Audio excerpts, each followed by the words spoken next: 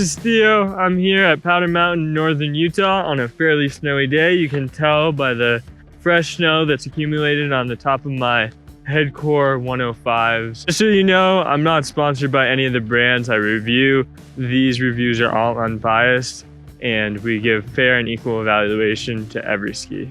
So the brand claims that this is a pretty solid all-around option at 105 underfoot, pretty good daily driver for higher snow areas or powder ski even, you know, for the east or places that get less snow. So my first impression of this ski was that it's pretty damp. It likes to be on edge, but it likes to go straight on edge. It doesn't have that same kind of curving action of a turn that you get in other more playful or engaging and energetic skis. This is an interesting ski because it does not necessarily need to be skied hard, but you can ski it really hard. Click the link in the description to get connected to an expert on Curated and they can set you up with any gear you need. It is a fairly light ski for what it is, and it's actually kind of surprising given how damp the ski is, how light it is. Definitely could be a 50-50 ski for out west. They're definitely happy to go fast, fine going slow, but I would say that I definitely had to work them really hard to get them to pop from turn to turn and lay over easier. I would not characterize these skis as freestyle or free ride. They do have a generous amount of rocker in the tail for what they are, so they can be skied switch, but they're definitely not necessarily intended to do that. They're not a park ski, but they can go off jumps and land just fine. So for more big mountain style skiing or, you know, backcountry where you're trying to hit a couple cliffs, these would be a fair option for that. It's an exceptionally predictable ski. It's very stable. It feels really light,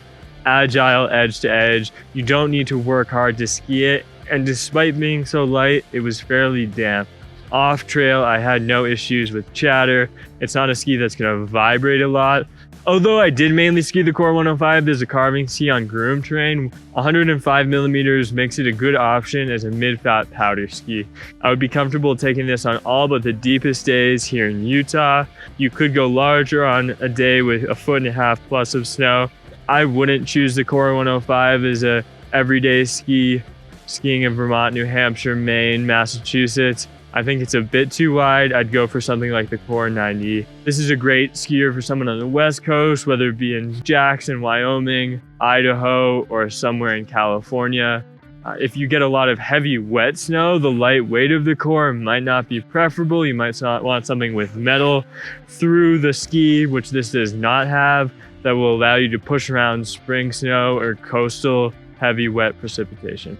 I'd recommend these to someone who wants to have something that they can do a little bit of everything with, and that want a strong ski that they don't have to ski hard all the time to control, but that they can if they want to.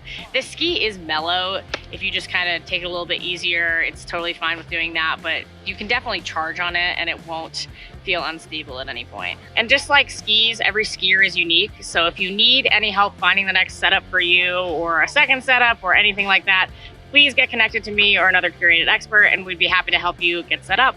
If you like this video, please click the subscribe button below so that you can see more content from us here at Curated.